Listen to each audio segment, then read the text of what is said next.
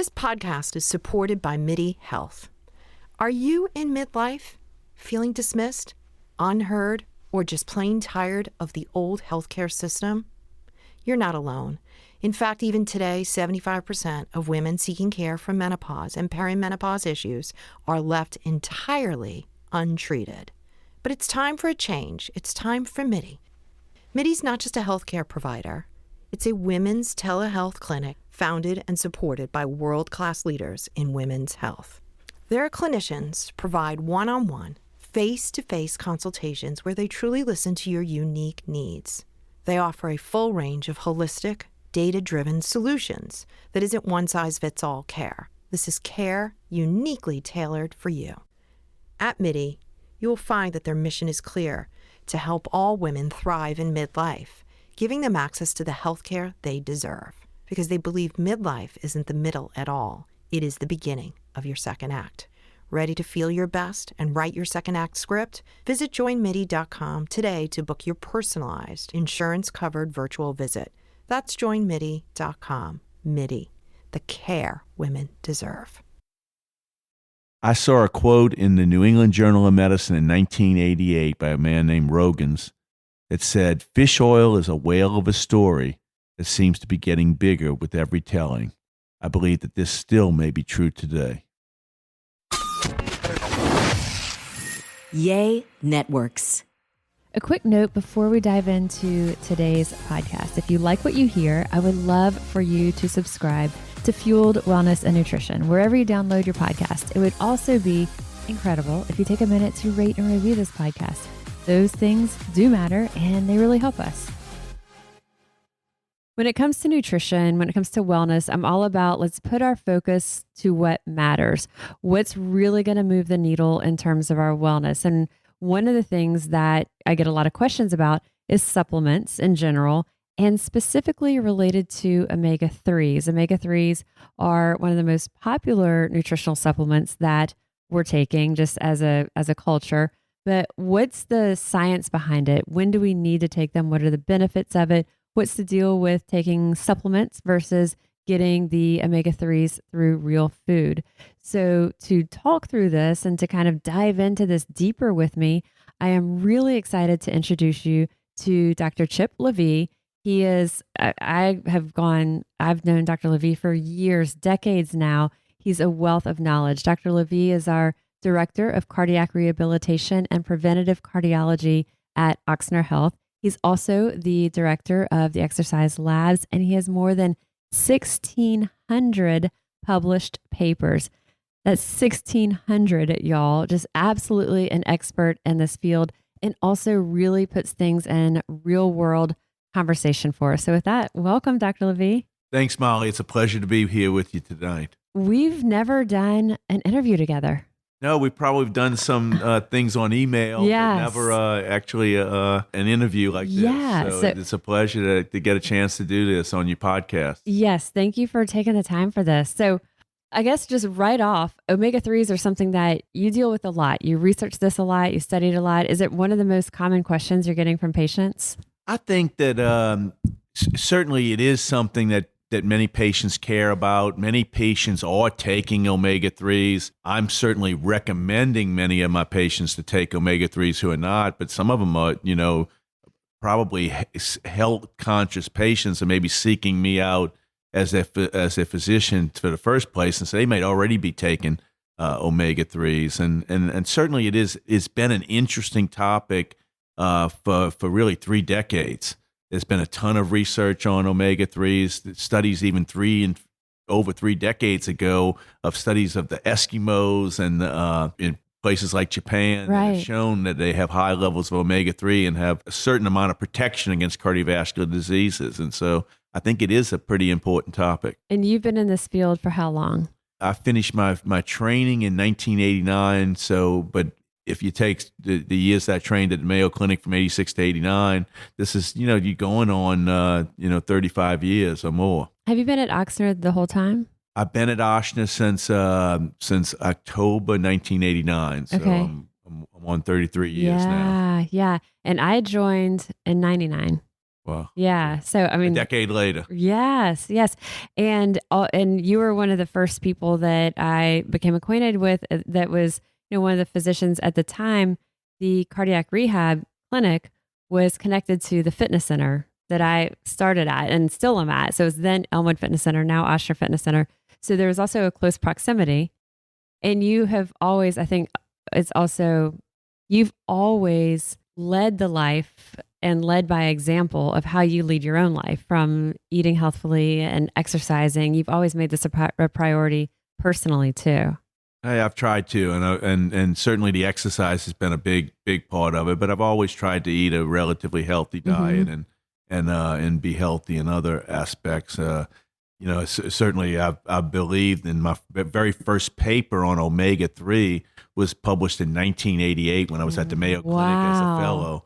And I've had now many papers over the years on that topic, and even in the early 90s, a very big paper in our leading cardiology journal American College of Cardiology. So it's been a topic of high interest to me. Certainly not. I probably published a lot more on obesity and exercise and cardiac rehab and even psychological stress, but omega-3 has been one of the most interesting topics over the years. A consistent through there. And I think you were publishing research on it in the late 80s, probably almost a decade before it was really hitting even the mainstream conversation.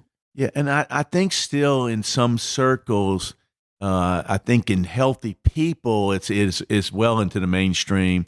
I think there's actually many clinicians that don't know as much about omega-3 as some of the lay patients who have read on it and studied on it more. Yeah. And maybe believe in it more. Right. No, that's true. It's probably one of those things. I would imagine that to your peers, to the fellow physicians, do you kind of advocate for it or try to encourage them to? Absolutely. And I give a lot of omega-3 lectures to national and international groups. And, certainly it is a topic that, that despite, I think, a fair amount of evidence, it's not in too many guidelines, so it's, if you said, if a clinician never prescribed omega-3 to their patients, would they be being wrong? Right. And they probably technically wouldn't be, because very little of the guidelines say it's an absolute thing that you have to give this patient who's had a heart attack, who has significant coronary disease, or who has high triglycerides, that you have to give them omega-3. But I believe the evidence is very strong. So it's not built into the protocols for these.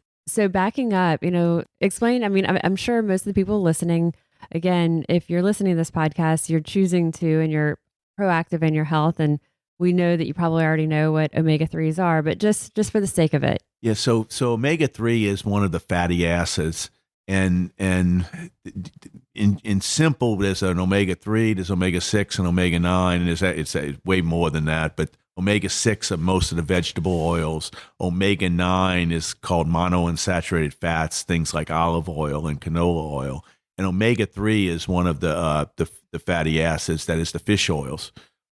Or plant-based omega-3 as well.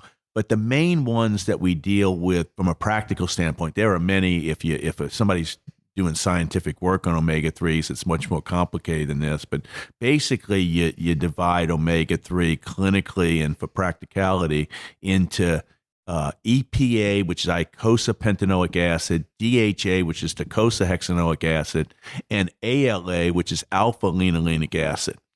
Alpha-linolenic acid, or ALA, is basically found in plants and not like flaxseed, like flaxseed oil, walnuts, hemp oil, and things like that. Whereas the omega-3 from fish is the EPA and DHA. Now you can get, the body will make, if somebody takes a lot of ALA, which is like flaxseed oil or walnuts or other food sources that have higher amounts of ALA, that you do convert some of that. It's a pretty small EPA. amount. Yeah, quite small amount. It's probably 5, 10, or at most 15% get converted to EPA, and practically none gets converted to DHA. And so to really get EPA and DHA, you need to get this from either fatty fish or from omega-3 fish oil supplements. Now, there is an exception. There is a vegetable source of EPA, DHA, Right. and that would be in seaweed Like and algae. So you can get, if somebody's a vegetarian and can't eat fish or doesn't even want to take the fish Right. supplements that basically come from fish, then they can get their EPA and DHA from seaweed and algae. And typically that would be in a supplement form. That would be in a, yeah. I mean, so you can eat But it'd be a seaweed and lot, algae, but right? you can put it in smoothies and things Yes. like that. But I do think most people get it in a Yeah. supplement rather For than- consistency and the volume that you might have to consume. So just to kind of recap, when you're looking at omega-3 supplements, and the reason it matters, and we'll get more into this in just in a minute, the EPA and the DHA, those are the types of omega-3s that are primarily found in fish. That is also where most of the research has been that's showing the benefit. Certainly, there is research. There is some research that taking ALA is associated with some clinical benefits. Many of the ALA studies have been negative. A few have been positive, but the data is actually way stronger for EPA and DHA than for ALA. So looking at if you're looking at omega-3s, and we would say they're not all considered the same, the EPA and DHA are what have the most research behind them and the benefits that we'll be talking about in just a bit. Not to say that ALA doesn't have them, but it's a lot smaller, and also very small amounts of ALA is even converted into that EPA or DHA. So when we're talking about fish oil or you're looking at your supplement, typically we're going to be looking at EPA, DHA. And so basically one can get pamphlets and see how much EPA and DHA is in a 4-ounce serving of salmon, or a 4-ounce serving of tuna, or a 4-ounce serving of sea bass. And of course, if they get eating 8 ounces instead of 4 ounces or 12 ounces, they can figure out how much EPA and DHA approximately they're getting from the piece of fish. Or they can look at their fish oil supplement on the bottle, Yes. and it'll say how much EPA and DHA is either in every capsule, or they'll have it listed on the bottle as how much is in each dose, and they'll tell you what the dose is, 1, 2, or 3 capsules. It's interesting because sometimes it'll say 1,000 milligrams on the front, but that's the weight of the capsule, and there may be fillers also. Correct. So 1,000 milligram capsule may only have 300 milligrams of EPA, DHA, and usually that would be 180 of EPA and 120 of DHA. And generally that would be a pretty unconcentrated. So that means just even to get close to a gram of EPA, DHA, they'd have to take 3 of those capsules. So it would be nicer to get a capsule that's more concentrated, and so kind of the magic dose for health, for preventive cardiology, is getting close to a gram, 1,000 milligram a day. And so if you can get that in one capsule, that's great. Many of the capsules that are more concentrated will have 600 to 700 in it. And so that would mean you'd have to take 2 or maybe take about 10 a week to get that, close to the 1,000 milligram average. Or if someone's eating a couple of fish meals per week, maybe just getting 600 to 700 will get them, the right amount for the preventive cardiology dose. So let's talk about the benefits, from a cardiology standpoint, but also just really a whole body benefit.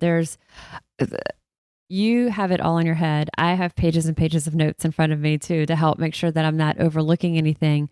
But where would you start in terms of talking about what science is showing us in terms of benefit? I think, probably the main benefit, there are certainly brain benefits, there's benefits in prenatal, but I think the majority of the benefits of omega-3 are probably in the cardiovascular arena, and particularly in the prevention of myocardial infarction, which is heart attack, and also there is some evidence in congestive heart failure.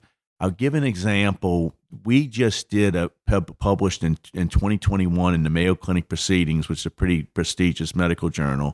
We published a meta-analysis of 40 studies of 135,000 participants that had an average dose of omega-3 supplement of 1,200 milligrams, so a little bit over 1,000 milligrams.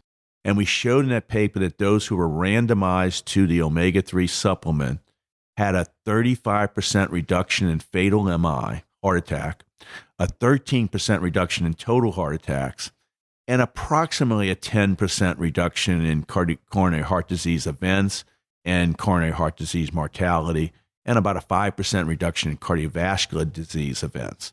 Can you go through those again, especially the top two, those big ones? A 35% reduction in fatal heart attack, a 13% reduction in non-fatal heart attack, about a 10% reduction in coronary heart disease, which is coronary artery events and coronary heart disease mortality, and about a 5% reduction in all cardiovascular disease deaths. Well, after we published this, very soon after, there were two pretty big studies that came out that were negative for omega-3. And so then they asked us, could we update our meta-analysis? Negative, showing no effect. No significant benefit. And so then we updated our meta-analysis to then include 42 studies of 149,000. And basically, it just changed. The coronary heart disease events dropped from 10% to 9%, and the cardiovascular disease events fell from 5% to 4%. Still, there was still a 35% reduction in fatal MI and a 13% reduction in total MI. And this was 140.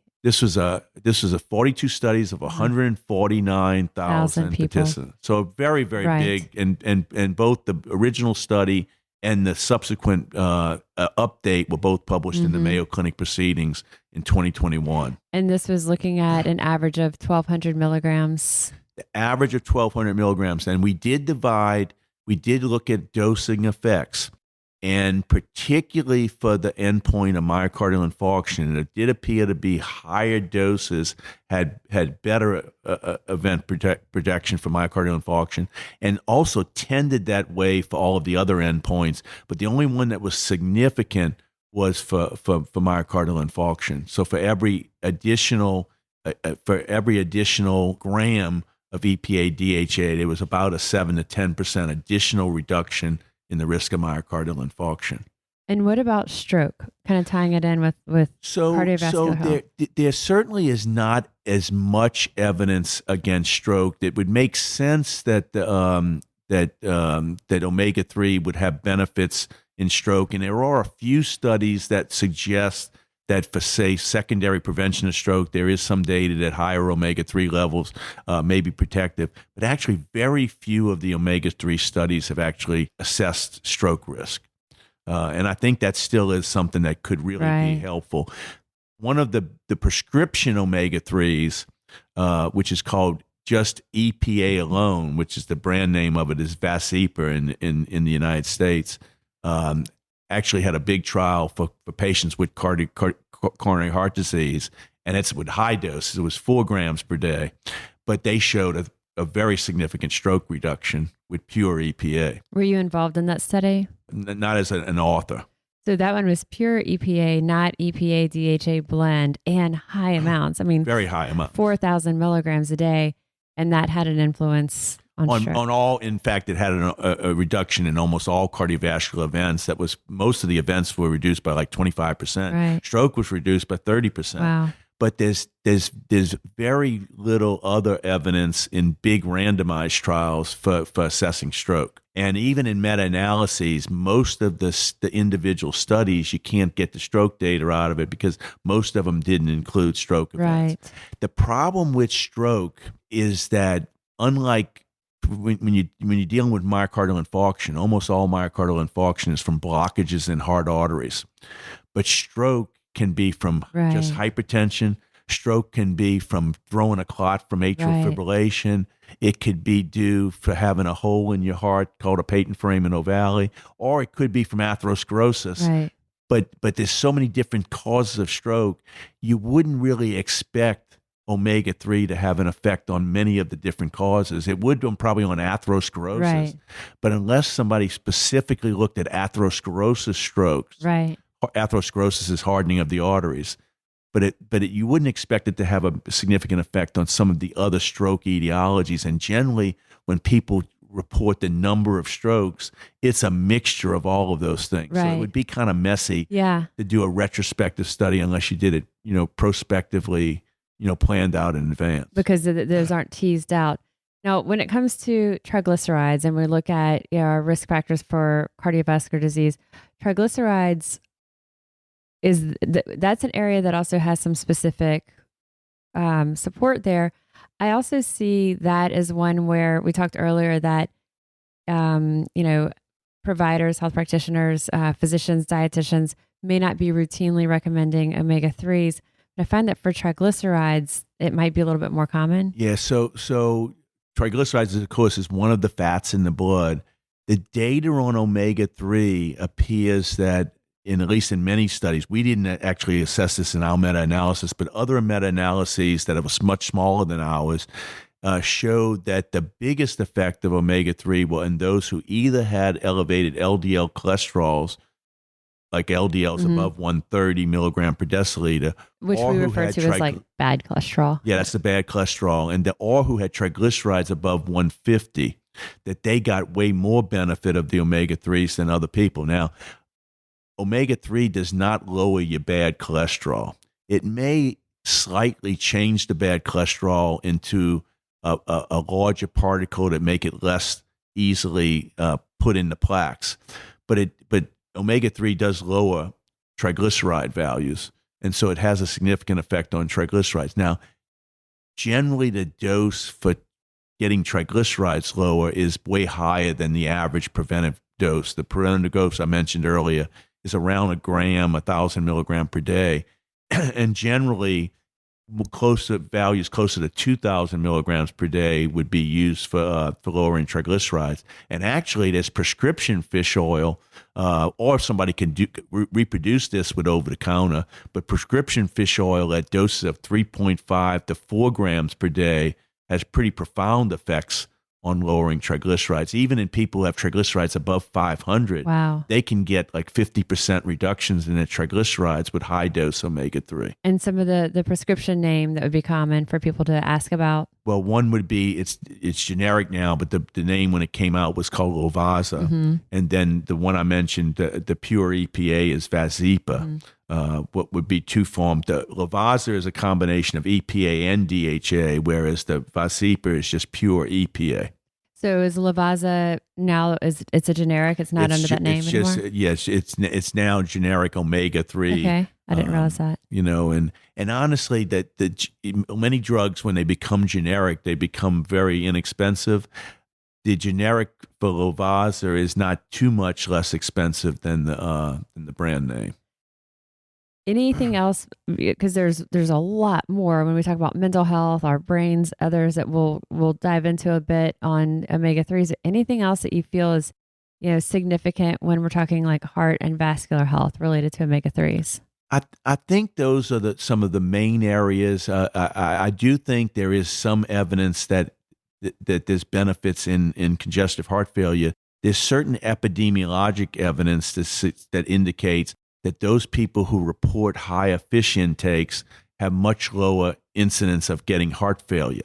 Now, could you say, was it the fish intake that caused it, or do the people who are taking the increased dose of fish, are they healthier from the standpoint that they don't have as much risk factors for heart failure? And so sometimes in studies like that, it's hard to tease out. But there actually is a randomized trial of about a gram, 850 milligrams of combined EPA or DHA, which was basically one Lavie a day versus placebo, that showed significant benefits in a randomized trial of heart failure.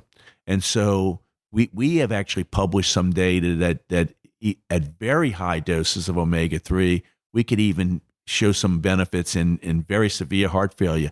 I do think we need bigger trials in heart failure. Like I said, there is that one that showed 9% reduction in the combined endpoint of death and heart failure hospitalizations. Despite that trial, though, it did not get into any of the heart failure guidelines. Wow. And again, if it would have shown a 20 or 30% reduction, it probably would have. But showing just 9%, and it was not just death, but it was death plus, heart failure hospitalizations. That wasn't enough. And from one trial, now if they had a second trial that showed similar, but there's never been another randomized trial. There certainly is other evidence, though, in epidemiologic studies, like looking at cohorts that either report fish intake or who measure the omega-3 in the blood, that have shown that those with higher fish intakes or higher of omega-3 in the blood are also developing less heart failure. There's so many different ways it can be studied, by looking at how much is someone taking, or what are the levels in the blood, or intake of fish. There's just so many different variables there too. Absolutely. And so in a lot of in the medical, in the medical fields, and if you talk about like the American Heart Association, American College of Cardiology, the American Heart Failure Society, most of these big medical groups want their main information to be in randomized controlled trials, and there's someone has to fund those. Right. They cost a fortune to do. Yeah. But when you do a randomized controlled trial, then that becomes pretty much gold standard. Right. Particularly if you show, so a lot of times the societies want it to be shown in more than one trial.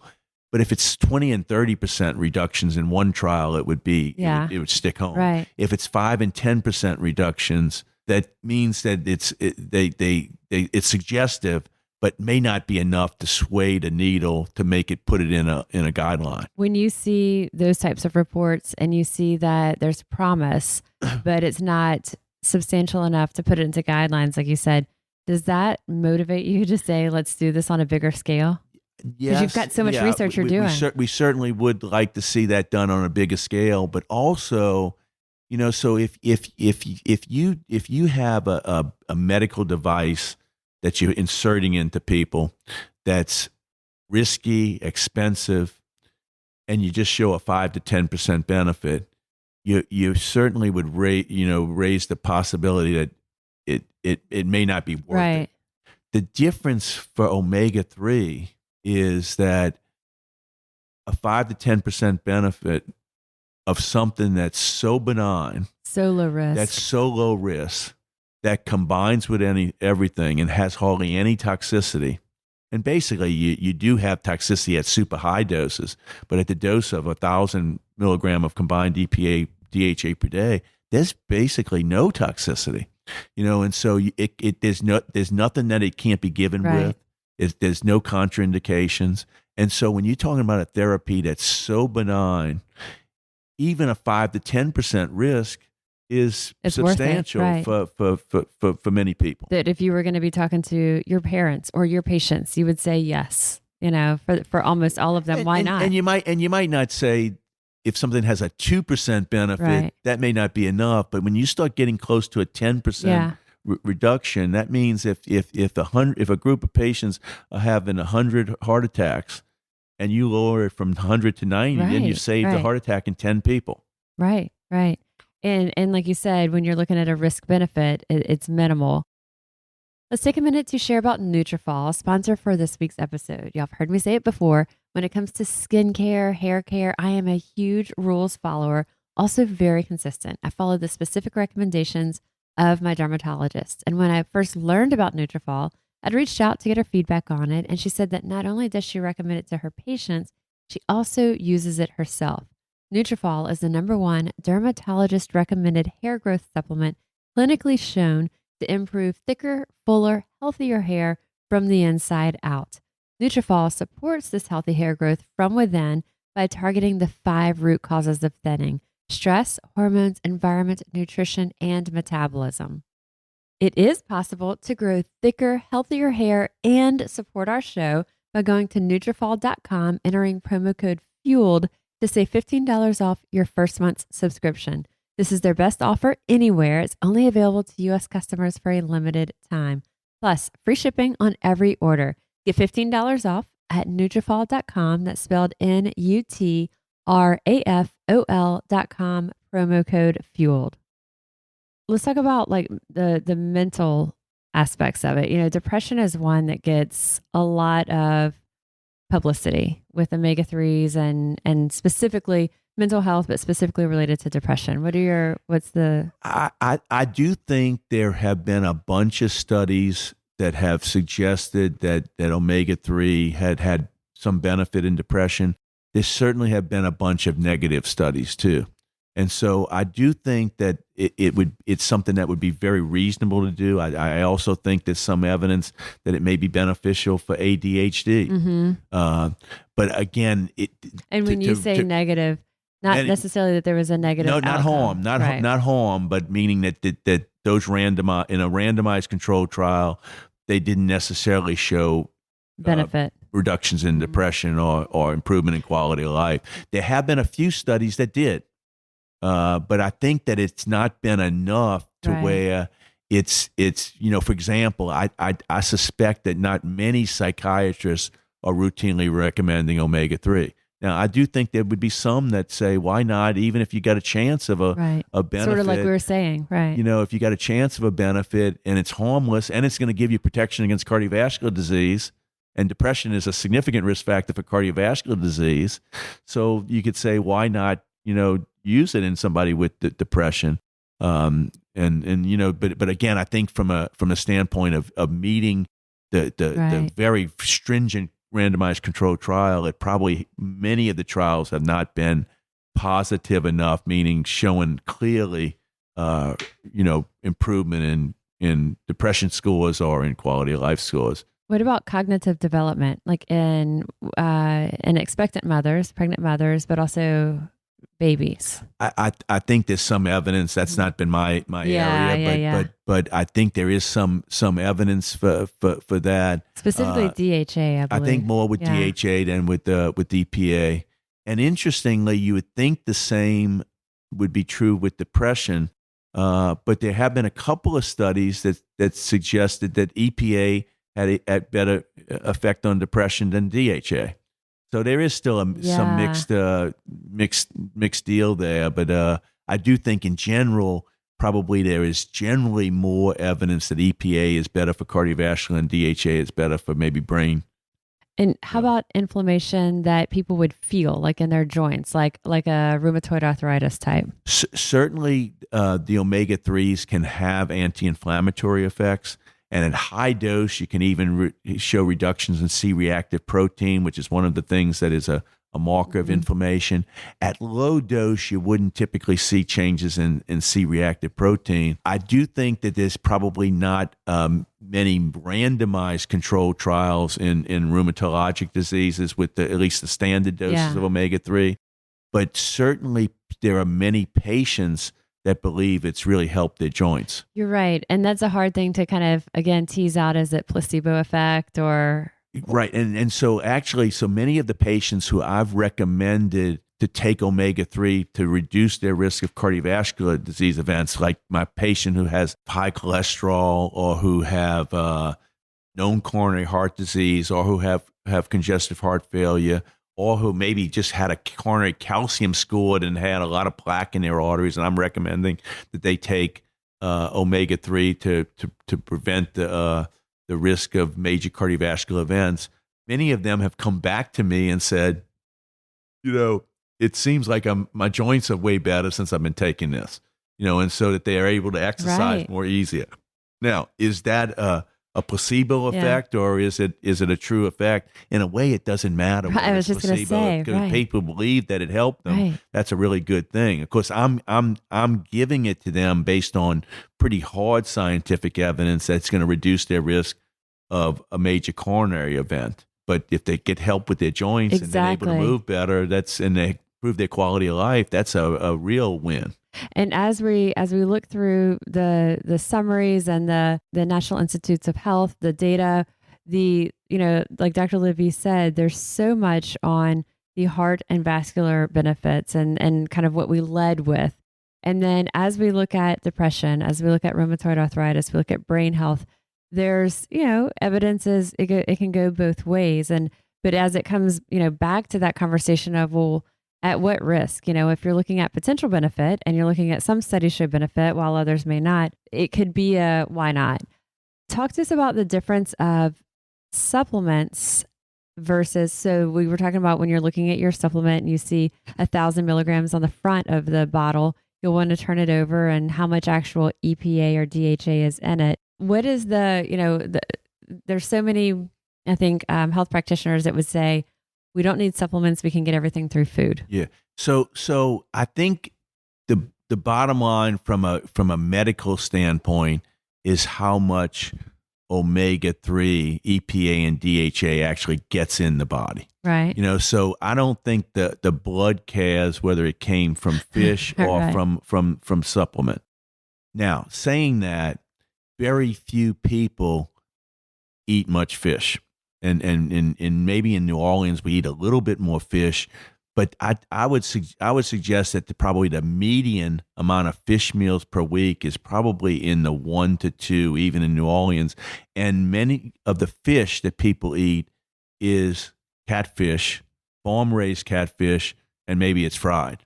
And so they're not getting very much Maybe. omega-3 from that. And so I do think for most people to get their omega-3, now if somebody's eating salmon and tuna and sea bass and oysters and mackerel, and they're eating sardines, and they're doing this several times a week, they're really getting enough omega-3 in their diet. That's fine because they're eating healthy food and getting their omega-3 at the same time.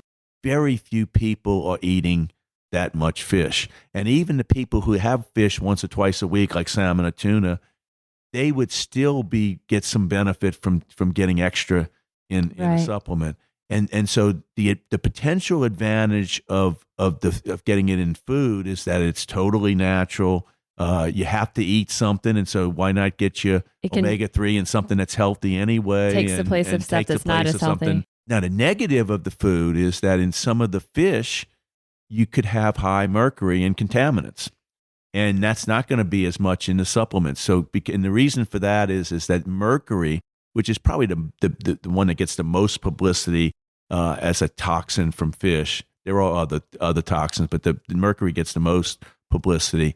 The mercury is in the muscle of the fish, not in the oil.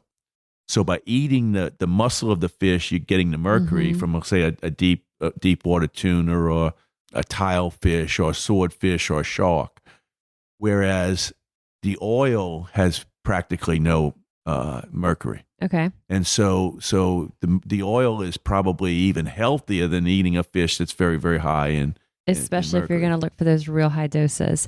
And just to kind of throw some numbers out there. So salmon, like 3 ounces of salmon has about 1,500 milligrams of EPA plus DHA. When we look at something like shrimp, even if it's just, steamed or just grilled shrimp, we would look at about the same amount of shrimp. Instead of 1,500, like that salmon, we would look at about 240. Yeah, so you'd have to eat 4 or 5 times the amount of fish to just get the same amount of omega-3 as in a 3-ounce piece of salmon. And when we look at something like a whitefish, like a light whitefish, similar to like a catfish, some of the ones that we see the stats for often is like tilapia, because it's sort of like a lot of times something, if it's just local to us here in the South, we don't have the numbers on it always as readily available as you do for something that's like a national, something you would get it in the freezer section at Sam's or whatever. But so tilapia, we're looking at about for 3 ounces, only about 100 milligrams of that. So when you look at like a really lean whitefish, you're going to be getting, you may say, oh, I eat fish a couple of times a week, or I eat seafood a few times a week. But like Dr. Lavie said, it could still be really low concentration of I omega-3s. think in general from the fish, the salmon is a really high source. Tuna might be right behind. It's sea bass is right behind that. And then mackerel would be, and sardines would be very high amount of omega-3 too. But most of the other fish are more in the modest range. Redfish and trout, red snapper would all have decent amounts of, oysters would have more than shrimp. But typically it's salmon and tuna. And salmon is typically lower in mercury. Salmon probably has practically no mercury because it's not a deep water fish. But it could have a little bit, but it's not going to have really much mercury. So if you're looking at really aggressively getting it through food, something like salmon is probably going to be your best bet. And then again, remembering that those plant-based sources, flaxseed, chia seeds, walnuts, those are rich in omega-3s, but it's the ALA, when all of that data that Dr. Lavie was just covering with us, almost all of that is related specifically to the EPA and DHA. Yeah, and so you would have to you would have to eat a ton of flaxseed to get a good amount of Right. EPA, DHA, because very little of the ALA, the alpha-linolenic acid, is converted to EPA, and even less is converted to DHA. Like 5 to 10%. Yeah. Low. And so if somebody really wants to get their EPA, DHA, you can get some of it from in that way. You can get some of it from green vegetables. You can get some of it from kidney beans, and you can get some of it from edamame, but still to get a lot, you'd have to take massive amounts, or you'd have to take the seaweed or Right. algae, would be sources Right. that do have plant sources that do have a bunch of EPA and DHA. And if you're in a supplement store or a place like a Whole Foods or a Vitamin Shop or a GNC type store, and you're looking at the supplement section, you're looking at the omega-3s, in most of those, you'll see one that'll say vegan EPA or vegan DHA, and that's specifically the algae-based versions of those. So there are vegan options available that are in high concentrations, but to get that concentration, it would need to be in supplement form.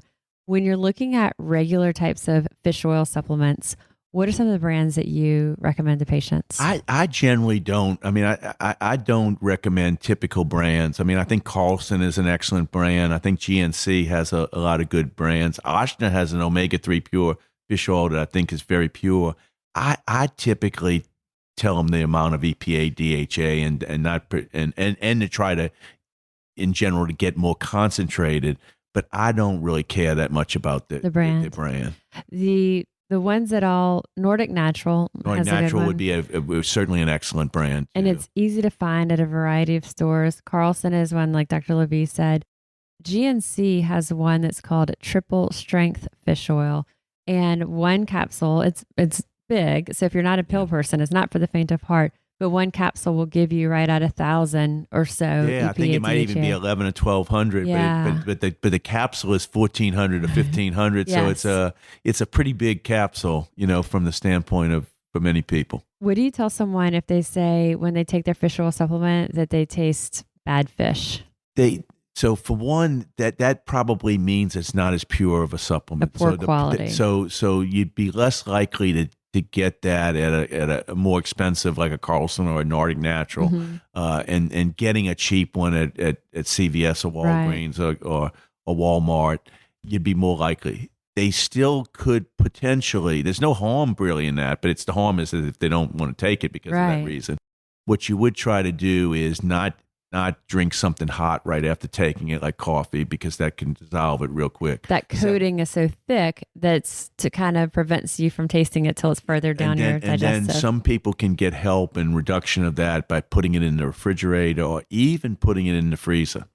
They can something. But like I said, getting a purer form which is generally more expensive, would be a way to get around that too. But if you're really if budget's really a factor, because they can be a very big price differential. They certainly have some that will say tasteless too, and that's going to usually be a more expensive. Carlson has one that some people don't want to take the pills. Carlson has ones that you can put it on salad, and it's got a lemony taste, and it doesn't have any fishy taste, and that's certainly going to be a more expensive way to get your fish oil.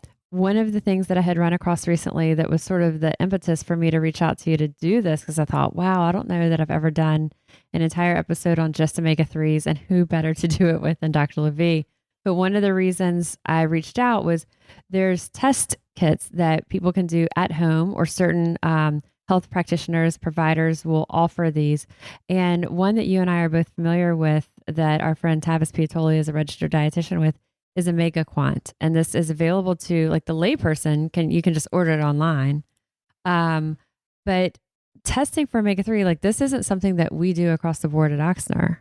Not as a routine test, but there is the possibility of getting this test. And I think, from what I understand, we may be putting it in the Elmwood Fitness Center. I don't know if it's there yet, but I think that there's efforts to put it in the drugstores and places, or people can get it online. But it's probably only about $50, and you can measure your omega-3 content in your red blood cells by just a little tiny prick of the skin. Kind of like people measuring their glucose, Exactly. like diabetics, and just taking a little drop of blood, they can get the amount of omega-3 in the red blood cells. And we know that percentages of people who don't eat much fish or take supplements is going to be like 3 or 4%, 2 or 3 or 4%. People who are eating lots of fish or taking lots of supplements are going to have values above 8%.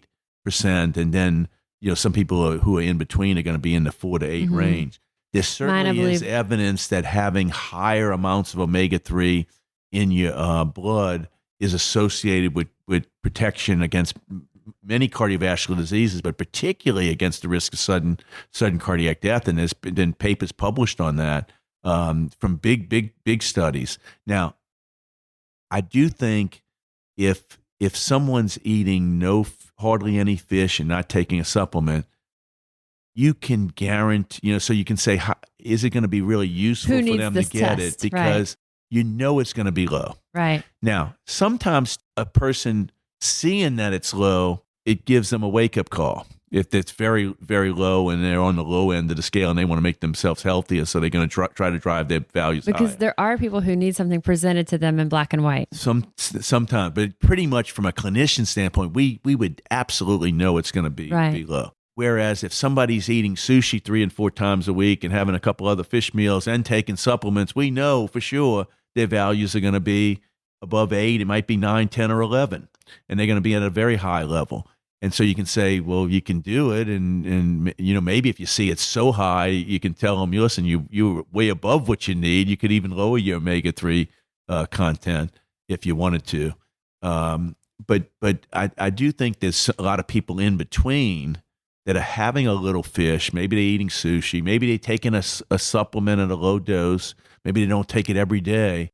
Maybe they could get this test and see, do they need to up their omega-3 to provide themselves more benefit. And that would be certainly a situation where a simple $50, $60 test would provide them for some things that would change what they're doing. As we looked at the results that I had for this one, it was the Omega Quants, the Omega-3 Plus test. It looked at my Omega-3s, which were like a 9.7, I believe. And then it also looked at my Omega-6s, which is, so it'll look at sort of what's almost like countering. How would you explain it? Like the omega-3, omega-6 ratio? You'd like your omega-3 to be well higher than your omega-9, or the ratio of omega-3 to omega-9. Omega-3 to omega-6. You'd like that ratio to be high. And so anything that you can do to raise that ratio, that would typically be a good thing. And it's kind of hard to do it by lowering your omega-6, because omega-6 is in really every other kind of vegetable oil. It's much easier to change your omega-3 to omega-6 ratio by upping your omega-3. So this test results, this Omega Quant Omega-3 Plus had, for me, the omega-3s, which were high, the omega-6s, which I was happy to see were low, because I was kind of like, I wonder where they do fall, And I've actually published papers on that index showing that the high omega-3 to omega-6 ratio is actually associated with protection against certain kinds of cancers, particularly what's called adenocarcinomas of the GI tract. Wow. And there's certainly, that's a marker of inflammation too. Having a high omega-3 to omega-6 ratio is suggesting a less inflammatory state. And the last one that was on here was your trans fats, and so obviously we want our trans fat intake as close to 0 as possible. And this looked at your blood levels of trans fat. So it's one of those things that can be interesting to know for someone who's, again, like a lot of our listeners may already be, you're proactive. You already are really pretty well versed in a lot of the aspects of your health or your wellness, that maybe something like that can kind of give you a clear picture and let you see, do you have room for improvement or not? I think it doesn't hurt to have your omega-6, and it doesn't hurt to have your trans fat value. I mean, obviously, if somebody's eating lard all the time, they're going to have a higher trans fat. I think that most trans fats have been removed from most food products, and so I think what's the more helpful from that is the omega-3 index, more so than the omega-6 and the trans fat. What are any big takeaways on omega-3s in general, things that maybe patients ask about that you and I haven't covered? We covered the basics of what they are, the different types, EPA, DHA, the ALA being more in the plant-based ones. We talked a lot on the benefits, the research behind this. It fascinates me as you cover the research. Everything that you just heard Dr. Lavie talk through, he had not a single paper in front of him that he's referencing. Do you have a photographic memory? I would not like to claim that, but some people have said that. I've never said that to someone. Yeah. I hear a lot of people with a lot of information coming out of them. And as you're talking, I was like, wow, you're like your own database in your brain. It's really fascinating. Appreciate the kind words, Molly. Yes. The other thing you were saying, like, is there any other, so one thing that does come up lately is that super high dose of omega-3, like the 4 gram per day trials of EPA alone or in the combination of EPA, DHA, the high dose trials that are showing a little bit higher atrial fibrillation risk. And a little bit slightly higher bleeding risk. That's not the case at the low doses of a gram doses. Okay. The other thing that came up big several years ago, there was a paper that was really, I think, misinterpreted that suggested that omega-3 was associated with more prostate cancer. Okay. And that's been totally debunked, but it got it got into the press. And even many of my patients, especially obviously the men, many of them called in and said, I stopped taking my omega-3 because I saw this paper in the press, and it was totally out of it wasn't that it was a bad paper, but it totally was misrepresented. That it was decent science, but it had nothing to do with fish intake. It had nothing to do with supplements. And in fact, there are many papers that show that in Japan, for example, they eat more fish, they have a higher omega-3 levels, and they get less prostate cancer. And then there's been papers showing that those people with prostate cancer who had more omega-3 or who had higher omega-3 levels are getting less severe prostate cancer. So the study was totally misinterpreted, but it did raise some concern. I do think that that's gone away. Yeah, but that was almost a decade ago. But it took a lot for you. You were probably undoing it, patient after patient. And we had to publish papers to undo it because it actually scared clinicians too. Yeah. They said, "Well, no, we." So I think that a lot of times people look at the headline, and So first of all, it would be no shock if somebody does a study of omega-3 and doesn't find a benefit. Because when you're talking about if something's going to produce a 50% benefit, you're going to show it every time. If something's showing a 10% benefit, it depends on what your population you study, how long your follow-up is, what the dose you used. And so there certainly are negative omega-3 studies. And like I said, that's why we put together a meta-analysis for cardiovascular disease of 40 studies, and later it became 42 studies of close to 150,000 people that showed pretty substantial benefits. And again, those numbers are 35% reduction in fatal heart attack, 13% reduction in total heart attacks, and close to a 10% reduction in major coronary heart disease events, which is pretty important endpoints for something that's as simple as omega-3 at about a gram per day, which is pretty low cost, has virtually no toxicity.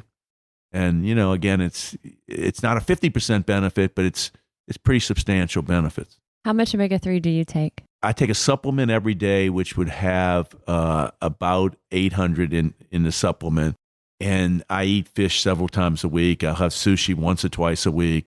So it's be the supplement plus the fish, which again, probably it ends up being 2 or 3 times per week of fatty fish. Our fish intake is probably about the same, but at least probably 3 times a week. And I take about 2,000 milligrams. I do the triple strength fish oil, and I take a lot of different supplements that I may do twice a day, kind of AM and afternoon. And I just put it in both, my morning batch and my afternoon batch. And, it seems to have worked well. And my levels again were that I believe just over 9.5. Yeah, you showed you had quite high levels. And although they could be higher, and so even with me supplementing I don't think, honestly, if you took even more, you'd get your level to 10 or 11. But I do think that it does seem like you probably max out the benefit at the 8 plus level. Right. So I'm not sure that there'd be too much evidence that going from 9 to 10 or 11, maybe that could be the case for something like advanced heart failure. Or if it was but maybe you're not at risk of that, and aggressively lowering triglycerides or something like that. Yeah. So I mean, it might be that if you had really bad triglycerides, having even a higher level, which, for example, the dose for really high triglycerides is 3,500 4 grams per day, and you're not taking that amount. You're actually taking close to that amount. You're probably taking 2,500 to 3,000 milligrams per day between the food and the supplement. So I'm sure that our listeners, as they're hearing our conversation, are as impressed and as fascinated as I am with just your knowledge and your passion for this.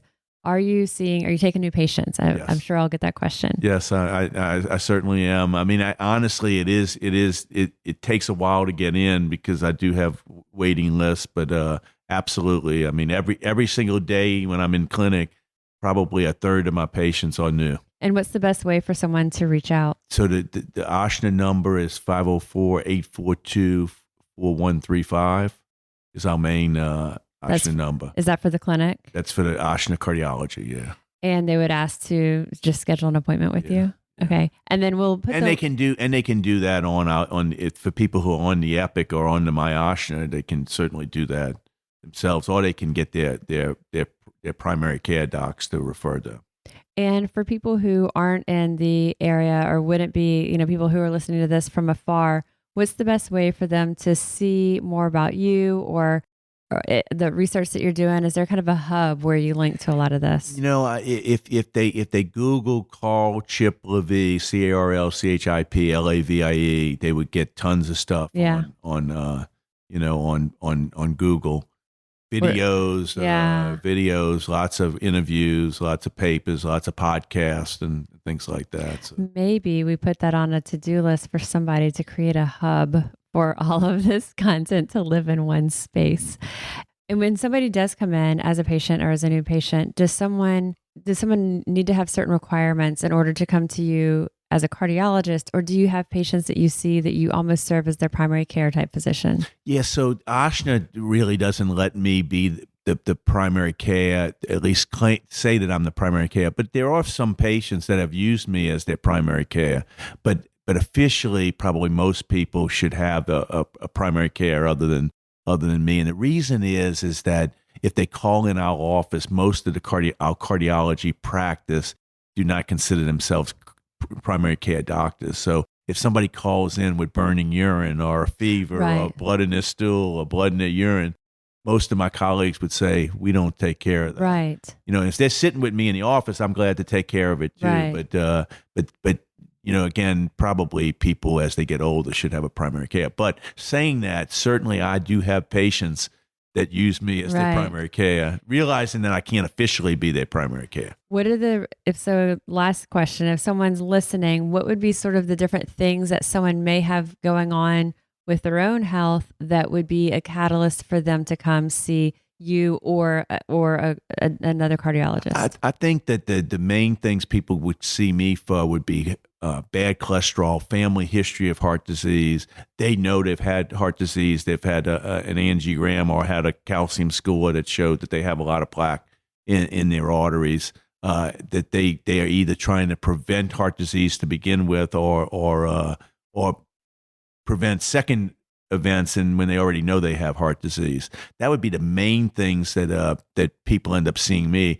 Obviously, seeing a cardiologist, all of those factors would be things you'd see a cardiologist for, but also particularly having chest pain, shortness of breath, feeling your heart skipping or racing, passing out would be real common things that people see cardiologists for. Do people need a referral from their primary care to see you, or could someone just come straight in? Depending on individuals' insurance plans, most people can make their own appointments. Okay. There are some insurance plans that wanted to go through the primary care. And I would imagine you would have people who come to you almost as just out of like a precautionary measure. Hey, I have this family history. I just want to get myself fully checked out in every way possible. It's absolutely, there'll be people that will come for that reason. And there'll be certainly people who are 60 years old, who are health conscious. And honestly, they really didn't need to come because they're so healthy, right, that they have very low risk, but they want to hear it. Right. And they want to, so maybe you might do a calcium scan and show them that their calcium scan is perfect 0, or their blood work actually looks beautiful. But some people might still want to come one time, for that reason. I have a feeling that that's sort of the approach that a lot of our listeners would have of. Certainly that would be my real minority of the people that I would end up seeing, because most of the people are coming because they know that they have a family history, or they know that they have increased risk. Right. They know they have, bad cholesterol, maybe their blood pressure is not perfect, their sugar's not perfect, or their family members had heart attacks or deaths at pretty young ages, and they're trying to prevent. Right. I would imagine when you have someone who comes in who is the former, who really doesn't have anything, but they kind of want to have that reassurance. I would think that that's, I don't know if the word would be enjoyable for you, but to like work with someone who is so proactive and you're able to give them that peace of mind. And that would be the easiest patient that I see. Right. So this has been fantastic. I'll include the links to some of the larger studies that you've talked about, the meta-analyses that you've published. I think that we'll include the links in the show notes of this episode and the contact info for the clinic. And then I'll see if there's also just a couple of other key resources that you've put together that we can link to for our listeners. But I really appreciate you taking the time on this. Thanks for having me, Molly. It's a pleasure.